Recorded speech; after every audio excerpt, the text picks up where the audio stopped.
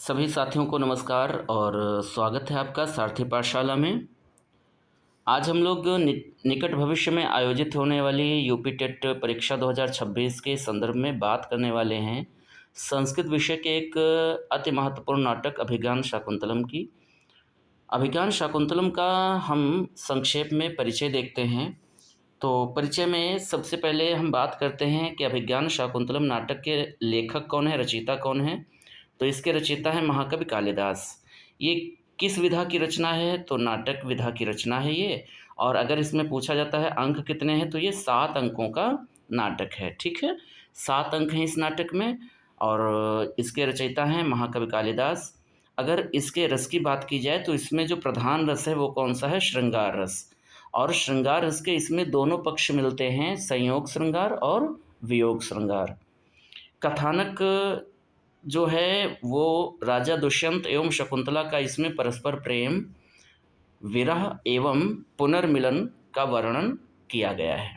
अर्थात राजा दुष्यंत और शकुंतला एक दूसरे से प्रेम करते हैं, फिर उनका वियोग होता है, विरह होता है और पुनः उनका मिलन होता है। ये कथानक इस नाटक में दर्शाया गया है। प्रमुख पात्रों की अगर हम बात करें तो इसके जो नायक हैं वो दुष्यंत हैं और नायिका कौन है? शकुंतला हैं। इनके अतिरिक्त हमें इस ग्रंथ में कुछ अन्य पात्र भी मिलते हैं, जिनमें महत्वपूर्ण नाम आता है कर्ण ऋषि का। और कर्ण ऋषि कौन है? शकुंतला के पालक हैं, अर्थात धर्मपिता हैं। अनुसूया, प्रेमवदा ये शकुंतला की 2 सखियां हैं। इसके बाद हम बात करते हैं जो अन्य महत्वपूर्ण पात्र हैं, उनमें माधव्य है जो विदूषक है और राजा दुष्यंत का विनोद प्रिय सखा भी है। गौतमी, शार्ंगरव, शारद्वत, हंसपदिका, वसुमती, मातली, सानुमति, सर्वदमन, मारीच, ऋषि, अदिति, दुर्वासा और मेनका, ये इस अभिज्ञान शाकुंतलम नाटक के पात्र हैं। शाकुंतलम ग्रंथ का जो उपजीव्य है या जो आधार ग्रंथ है, अर्थात इसको लिखने के लिए जो कथानक लिया गया है, किस ग्रंथ से लिया गया है, किस ग्रंथ को इसको लिखने के लिए आधार बनाया गया है, तो इसको लिखने के लिए आधार बनाया गया है महाभारत को। और जो अभिज्ञान शाकुंतलम का जो दृश्य है या जो कथानक है वो महाभारत के आदि पर्व के शाकुंतलोपाख्यान से लिया गया है। ये महाभारत के अध्याय संख्या 68 से 74 तक मिलता है। दूसरा जो आधार ग्रंथ है या उपजीव्य है वो कौन सा है? पद्म पुराण का स्वर्गखंड। तो ये दोनों ग्रंथ इस अभिज्ञान शाकुंतलम नाटक के आधार ग्रंथ हैं या उपजीव्य हैं। कौन कौन से ग्रंथ? महाभारत और पद्म पुराण। ठीक है, इसके बाद हम बात करते हैं अभिज्ञान शाकुंतलम नाटक की जो रीति है वो कौन सी है। तो ये वैदर्भी रीति का नाटक है। इसके प्रथम अंक का नाम है आश्रम प्रवेश। हमने अभी ऊपर पढ़ा है कि अभिज्ञान शाकुंतलम में 7 अंक हैं और ये जो 7 अंक हैं इन 7 अंकों के नाम क्या हैं? तो पहला अंक है आश्रम प्रवेश, दूसरा अंक है आश्रम निवास, तीसरा अंक है मिलन अंक, चौथा अंक हमें मिल जाता है विदा अंक। इसके बाद अगर हम 5वें अंक की बात करें तो 5वां अंक है प्रत्याख्यान अंक, छठा अंक है पश्चाताप अंक, सप्तम या 7वां अंक है पुनर्मिलन अंक। और अभिज्ञान शाकुंतलम के जो चतुर्थ अंक में रस प्रयुक्त हुआ है वो रस कौन सा है? करुण रस है। अभी हम लोगों ने बात की थी कि अभिज्ञान शाकुंतलम का जो प्रधान रस है या जो अंगी रस है वो कौन सा है? श्रृंगार। और श्रृंगार के दोनों पक्ष हैं संयोग तथा वियोग। लेकिन जो चौथा अंक है जिसमें शकुंतला की विदाई का वर्णन है उसमें करुण रस का प्रयोग किया गया है। शकुंतला का हस्तिनापुर अर्थात पतिग्रह गमन किस अंक में वर्णित है? अगर ऐसा प्रश्न पूछा जाता है तो ये चतुर्थ अंक अर्थात चौथे अंक में इसका वर्णन किया गया है। अभिज्ञान शाकुंतलम का नायक कौन है? दुष्यंत। और दुष्यंत कौन है? हस्तिनापुर के राजा हैं। दुष्यंत किस कोटि के नायक हैं? तो दुष्यंत जो हैं ये धीरोदात्त कोटि के नायक हैं। और अगर पूछा जाता है कि दुष्यंत कहाँ के राजा हैं, तो दुष्यंत हस्तिनापुर के राजा हैं। अभिज्ञान शाकुंतलम की नायिका कौन है? शकुंतला है। शकुंतला किस कोटि की नायिका है? तो ये मुग्धा नायिका है। अभिज्ञान शाकुंतलम का जो मंगलाचरण है, आपको पता होगा कि ग्रंथ लिखने से पहले हर कवि अपने अपने आराध्य की स्तुति करता है, तो जो अभिज्ञान शाकुंतलम में स्तुति की गई है इस नाटक के आरंभ में, उसी को हम मंगलाचरण कहते हैं। और मंगलाचरण कैसा है? आशीर्वादात्मक है। अभिज्ञान शाकुंतलम के मंगलाचरण में किस छंद का प्रयोग हुआ है? सृगधरा का।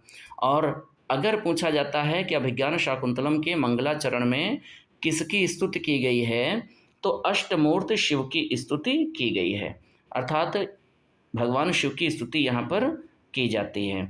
दुष्यंत का विनोद प्रिय मित्र कौन है? मांडव्य है। और मांडव्य ही क्या है? अभिज्ञान शाकुंतलम का विदूषक भी है। तो चाहे दुष्यंत का विनोद प्रिय मित्र पूछा जाए या अभिज्ञान शाकुंतलम का विदूषक पूछा जाए, दोनों का उत्तर एक हो जाएगा, मांडव्य। शकुंतला की दो सखियां हैं, कौन कौन है? अनसुया और प्रियंवदा।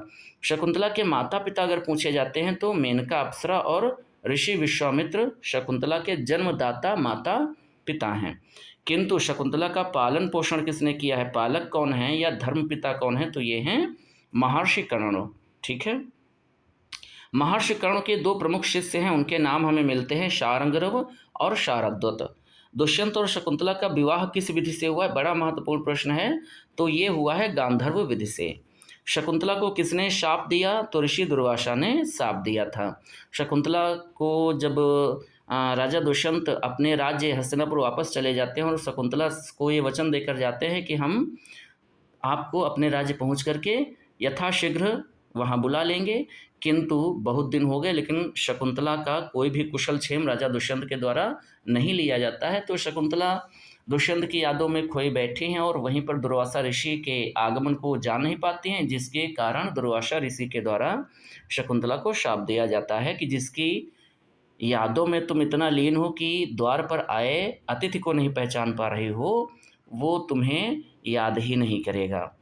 शकुंतला को शाप का कारण क्या है? अतिथि रूप में आए दुर्वासा ऋषि का तिरस्कार। शकुंतला के शाप को जानने वाली कौन है? प्रियंवदा और अनसुया।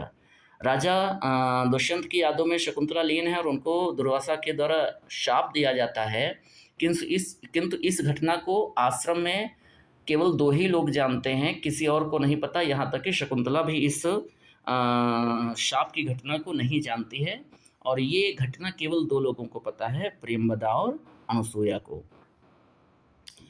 इसके बाद शकुंतला को शाप किस अंक में मिला है? तो अभिज्ञान शाकुंतलम के चतुर्थ अंक में शकुंतला को शाप दिया गया है। शाप का प्रभाव किस अंक में दिखाई पड़ता है? तो शाप का प्रभाव जब शकुंतला पतिगृह पहुंचती हैं, हस्तिनापुर पहुंचती हैं, और इनका जो पतिगृह गमन है वो चतुर्थ अंक में होता है, किंतु पहुंचती किस अंक में है? पंचम अंक में। और वहाँ पर शाप के प्रभाव से शकुंतला को दुष्यंत के द्वारा पहचाना नहीं जाता है, पाँचवें अंक में। तो शाप का प्रभाव, शाप दिया तो गया था चौथे अंक में, लेकिन इसका प्रभाव हमें किस अंक में दिखता है? पाँचवें अंक में दिखता है। राजा दुष्यंत के पश्चाताप का वर्णन किस खंड में या किस अंक में मिलता है?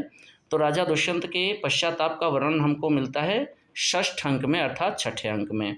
राजा दुष्यंत और शकुंतला का पुनर्मिलन होता है अभिज्ञान शाकुंतलम के सप्तम अंक में। हेमकूट पर्वत पर आश्रम है किसका? महर्षि मारीच का है। दुष्यंत और शकुंतला का पुनर्मिलन कहाँ पर होता है?